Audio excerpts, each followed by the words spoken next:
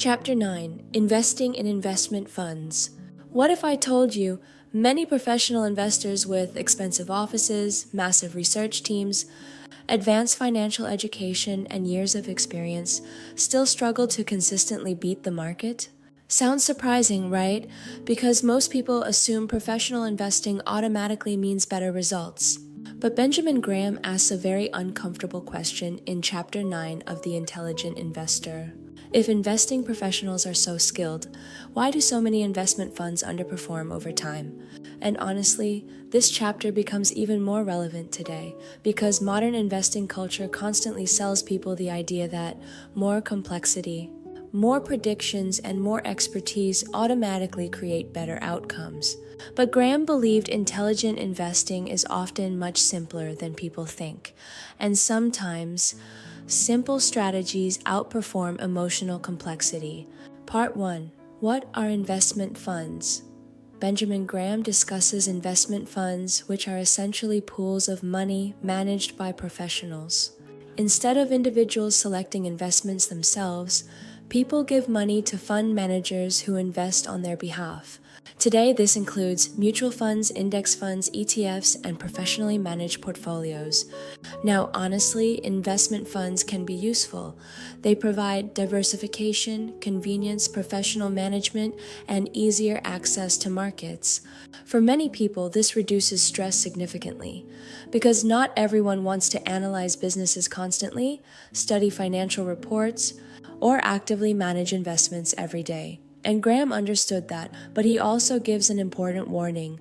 Professional management does not guarantee superior results. That's a difficult truth emotionally, because people naturally assume experts always outperform. But markets are highly competitive, and emotions affect professionals too. Part 2. Why professionals still struggle. Benjamin Graham explains something extremely important. Even professionals struggle to outperform consistently over long periods. Why? Because markets are difficult, human psychology is difficult, and emotional pressure affects everyone. Professional investors face pressure from clients, competition, and pressure to perform constantly, pressure to avoid looking wrong.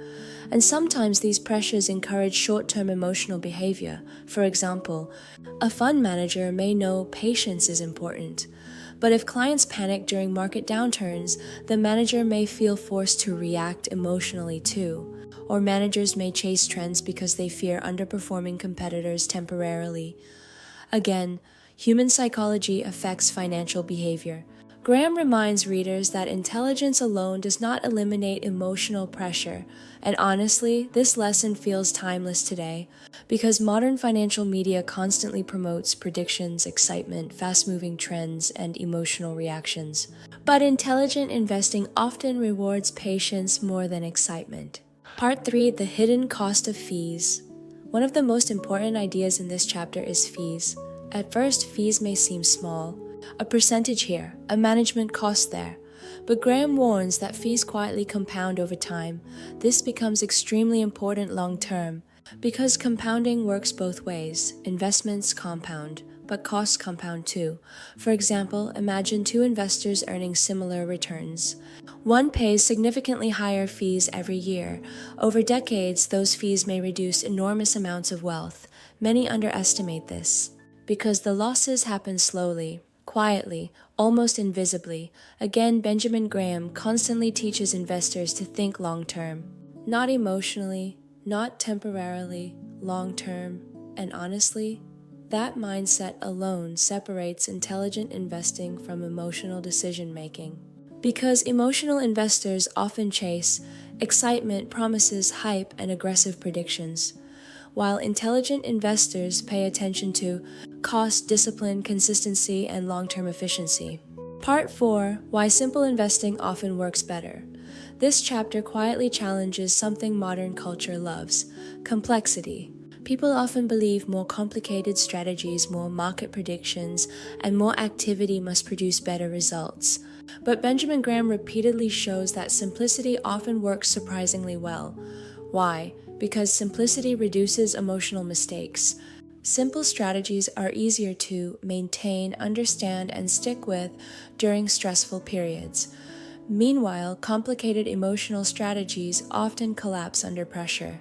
And honestly, many investors destroy themselves not because their strategy was terrible, but because emotionally they could not stay disciplined. That's why Graham's philosophy feels psychologically powerful. He understood investing is not only mathematical, it's behavioral. Simple long-term investing may appear boring externally, but emotionally, consistency becomes a huge advantage because many people constantly chase trends, panic during downturns, and react emotionally to short-term noise, while disciplined investors quietly continue building wealth steadily over time. Part 5. The Rise of Index Thinking. Now, Benjamin Graham wrote this book long before modern index funds became as popular as they are today, but many of his ideas strongly influenced index investing philosophy. The idea is simple. Instead of constantly trying to outperform the market emotionally, many investors may benefit from simply owning diversified portions of the market itself. Why? Because consistently beating markets is extremely difficult, especially after fees, taxes, emotional mistakes, and long-term uncertainty. And honestly, this idea feels emotionally unsatisfying for some people, because people want to feel exceptional, smarter than others, ahead of the crowd. But Graham believed humility matters enormously in investing. Sometimes accepting good enough long-term results creates better outcomes than chasing extraordinary results emotionally.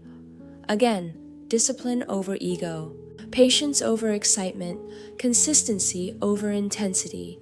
So what's the deeper lesson of Chapter 9? Professional investing does not guarantee superior results. Benjamin Graham believed intelligent investors should remain realistic about fees, emotional pressure, uncertainty, and human behavior.